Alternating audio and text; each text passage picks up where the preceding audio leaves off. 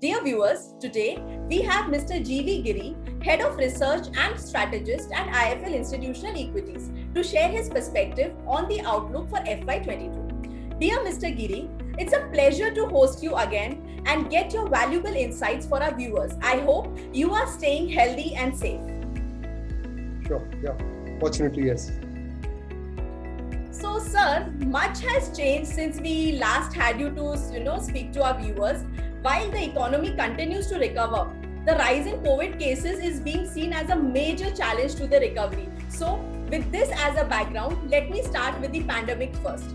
So, my first question for you would be, so as you must be aware, recently IMF has boosted the growth expectations to 12.5% for FY22. What are your views on the same? Do you expect higher or lower growth compared to this? And also, what would be your expectations? Any revisions to forward earnings estimates? You are right in raising a question about IMF's growth projections. 12.5 looked to be just about okay a few months back, but now we've seen such a rapid surge in the number of COVID cases that to expect IMF forecasts to remain unchanged would be too optimistic. I'm sure that the first thing we have to see is if the speed at which the cases are rising every day, at least that falls and the cases at least start plateauing. अगर case rise नहीं करे और कम से कम 2.25 लाख जो है उसी पे रुक जाए और उसके बाद नीचे आना शुरू करे, तब हम ग्रोथ फोरकास्ट की बात कर सकते हैं. But as of now, we aren't able to predict even what will be the daily case count at which it will start flattening out. What if it goes to 3 lakhs, 4 lakhs per day? Then there will be much bigger lockdowns than what we have been seeing now, and that will definitely affect the economy. And ultimately, the answer to all this is whether we manage to control the virus, and the answer to that is whether we do a successful combination of vaccine and COVID appropriate behavior. A lot of experts have thrown their hats into the ring in terms of giving what the view should be, what the behavior should be, but the public has to ultimately do it. Current indication is that the public is a little complacent, thinking that this wave is not to be taken too seriously. That's why the case counts are rising. Now I think in April we will see more and more intensity of lockdowns, and by May we'll probably have a clear picture about whether the lockdowns will hurt the economy. Currently my expectation is it will only hurt for a month, and the economy will again rebound in May, June. And therefore if I were IMF, I would pull down the forecast a little bit, but not too much. I would probably make the 12.5 or 11.5 or a 10, but I wouldn't pull it down to 5%. तो आपके हिसाब से मई जून में economy वापस से rebound कर सकती है, एंड अगर फोरकास्ट की बात करें तो a little bit tweak in the estimates is what you are looking at, right? Yes, that's correct. Okay. So when we have seen a rise in restrictions and partial lockdowns also, as you mentioned, in the various states in the country, how do you see this impacting sectors like real estate, hospitality and aviation? See, aviation is, along with hospitality, a sector that is entirely dependent on discretionary travel because people spend a lot of money on vacations. Once before in your program I had mentioned that almost 10% of global GDP is only on travel and tourism. In India also it's a fairly big percentage. Now business travel also will be restricted because which business would like to send its executives out when Zoom and Teams and everything else is available? So very, very limited business travel will happen, and almost no personal travel will happen. And the thing with aviation companies is that every month that goes by with limited travel, they are burning cash. And even very powerful companies like Indigo, who at one time had $1.5 billion of cash on their balance sheet, now have less than $1 billion. They've burned through some of the cash. And if the market starts worrying about these companies, the stock price will fall and it will become difficult to raise new money. and therefore for a brief period for many sectors the IPO market was strong. It was a good opportunity to raise capital.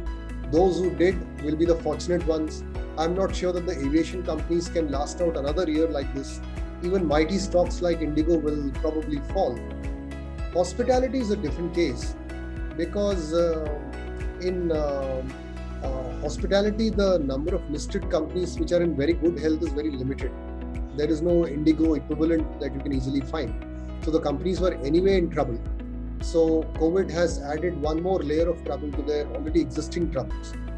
Real estate, now there the overriding theme for the last year or so, 2 years also, has not only been the large number of stranded assets and the last year COVID, but also consolidation, because we've seen record low interest rates available for all kinds of borrowers, whether they be individuals or businesses. But we haven't been able to see small developers borrow at these very low rates and accelerate their construction project progress. So it's only the big developers that are getting access to money. And in between, this second wave of COVID has come. And while it will put the large developers also under pressure, it will hasten the demise of the small developers, and therefore it will be a market share gain story. So this third layer, the market share gain stories, will probably protect the fortunes of the large real estate developers. And as far as the other two are concerned, COVID, like I said, in 2 months we'll probably see the back of this wave at least, and we should probably be quick to forget. We've proven that we are very quick to forget the pains of COVID, and COVID inappropriate behavior comes back quickly into the system. So I think the stock market also will forget this, and it might be a good trading opportunity to get in, not immediately, but towards the end of April or the first half of May, into real estate stocks and ride the recovery through those stocks.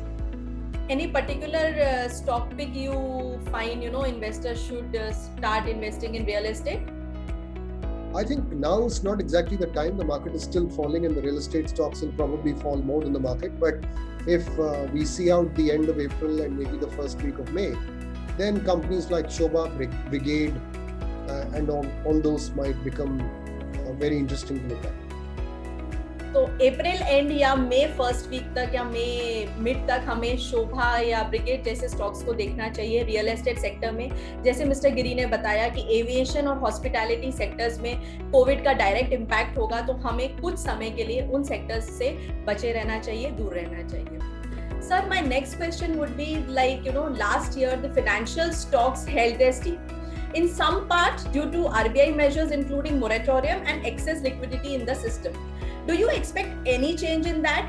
Could there be a risk of higher defaults impacting banks and NBFC stocks? Absolutely. अभी इसमें banks और NBFCs जो हैं उसमें जहाँ पे भी business और एक्टिविटी का स्लो डाउन होता है, ऑटोमेटिकली एनपीए का रिस्क बढ़ जाता है। एनपीए का एब्सोल्यूट रिस्क भी बढ़ता है और NPA as a percentage of asset भी बढ़ता है, क्योंकि ग्रोथ जब कम हो जाती है तो डिनोमिनेटर भी उतना बढ़ता नहीं। सो अभी क्या होने वाला है कि अगर ये वेव जल्दी से कंट्रोल में नहीं आया और लॉकडाउन बढ़ते गए तो फिर से बिजनेसेस के टॉप लाइंस और बॉटम लाइंस एक्सपैंड होंगे। जितनी कॉस्ट कंट्रोल उन्होंने करनी थी वो कर ली लास्ट ईयर, अब वो लीवर भी बचा नहीं है। प्रॉफिटेबिलिटी के ऊपर काफी बड़ा हिट आएगा। 2 साल के रेवेन्यू लॉस को तो देख के कोई भी बिजनेस में रेजिलियंस इतना नहीं था, तो एनपीएस जरूर बढ़ेंगे अगर ये वेव जल्दी से कंट्रोल में नहीं आया था। और लग नहीं रहा है कि मतलब इतना जल्दी कंट्रोल में आएगा। मुझे लग रहा है कि जैसे मैंने पहले बोला, जून में ही ये मई सेकेंड हाफ और जून में ही ये लॉकडाउन खोलेंगे और उसके बाद banks will become interesting place. But till that time I think the bank stocks will be under pressure. They might bottom out in April, but they'll hang around in May, and towards the end of May or the second half of May, they'll probably make a comeback. But हर बार जब इस तरह से होता है, तब क्या होता है कि बैंक को अपना स्टॉक गिरे होने के बावजूद भी इक्विटी रेस करना पड़ता है, बैलेंस शीट को बॉल्स्टर करना पड़ता है, एनपीए कवरेज बढ़ानी पड़ती है। तो वो सब के लिए जो कैपिटल चाहिए वो फॉलन स्टॉक प्राइस के साथ रेस करनी पड़ती है, तो डाइल्यूशन ज़्यादा होता है। और 1-2 राउंड में ऐसे हो चुके हैं ऑलरेडी, अब तीसरा राउंड भी हो गया तो लोगों को लगेगा कि ये वेव पहले ब्लो ओवर होने तो हम दूसरे कोई सेक्टर में अपना पैसा पार्क करते हैं। तो financials all except the very best banks, may be HDFC bank, Kotak bank, ICICI bank, will be under pressure. Even companies like Bajaj Finance will be under pressure because they have a lot of exposure to SME businesses, and SME businesses will be more affected. Small companies will be more affected. Mid caps will be more affected. So that's why I would, in the financial space, underweight immediately and also stick only to the top names. आपके हिसाब से अभी हम financial space पे banks and NBFC पे currently underweight हैं. We can look at these stocks after mid में और in the June month, right? Correct, absolutely. जब वो रिबाउंड होगा तो बहुत जल्दी होगा. तो जो भी हमारी प्रिपरेशन होनी चाहिए पहले ही तैयार करके रखनी चाहिए और हमें एक जजमेंट लगाना चाहिए कि मार्केट बॉटम हो गया या नहीं. तो बैंक स्पेस में भी आप मतलब प्रेफर करते हैं एचडीएफसी, कोटक, आईसीआईसीआई, एनबीएफसीज में बजाज फाइनेंस? अब बजाज फाइनेंस हम अभी देखते हैं. मैं बोल रहा था कि मतलब जो अभी रखना चाहिए आपको बैंक्स में, जो थोड़े बैंक्स आपको रखने चाहिए वो खाली ये टॉप 3 में रखने चाहिए. लेकिन जैसे ही मतलब टर्न अराउंड मार्केट रिबाउंड आता है तब आप थोड़ा सा और रिस्क ले सकते हो और ज्यादा ऐसे बैंक रख लो, कम रख लो कोटक और एचडीएफसी, उसमें बजाज फाइनेंस भी ऐड कर दो, एनबीएफसीज भी ऐड कर दो, तब करेंगे. अभी के लिए तो खाली टॉप बैंक्स में चिपके रहना. Okay, so the last major event prior to second wave was the budget related measures. Do you think our investors need to revisit any of the themes, say like, government spend on road and water infra projects, setting up of bad banks, divestment of PSUs, etc.? देखिए, ये सब चीज जो है ये bull market चीजें हैं. इन सब चीजों में जो आपने बोला जो road and infra water projects हैं वो सारे तो चलेंगे क्योंकि वो गवर्नमेंट स्पॉन्सर्ड है. लेकिन डिसइन्वेस्टमेंट अगर गवर्नमेंट ने भी करना है वो तो मार्केट पे आके करना है और मार्केट इतना रिसेप्टिव मूड में नहीं है. अभी रुपी भी गिरेगा, कैपिटल फ्लाइट भी होगा, एफआईआईज अपना पैसा निकालेंगे. तो वो सब के बाद जहाँ पे मार्केट सेटल होता है उसके बाद हम next half of the year में ये सब देखेंगे. तो गवर्नमेंट अपना डिसइन्वेस्टमेंट का प्रोग्राम अगर जारी रखे तो जैसे ये वेव ब्लो होगा उसके बाद आके वो डिसइन्वेस्टमेंट कर देगा वो. लेकिन जैसे आपने बोला बैड बैंक या वाटर प्रोजेक्ट्स, ये सारे जो अनाउंसमेंट है ये बड़े वैलिड है लेकिन अभी के लिए नहीं, अगले 2 महीने के लिए. सो इसलिए मैं ज्यादा पूरे FY22 को लेके पूरा असेसमेंट करते हुए सब कुछ चेंज नहीं करूंगा मैं. लेकिन मैं डेफर करूंगा इसको सेकंड हाफ में ज्यादा और फर्स्ट हाफ में कम. Any particular stocks in road and infra or water infra sector that you look at? ये सारे बिल्कुल मतलब अट्रैक्टिव सेक्टर्स थे. कंस्ट्रक्शन सेक्टर्स में KNR कंस्ट्रक्शन हो, PNC इंफ्राटेक हो, अशोका बिल्डकॉन हो या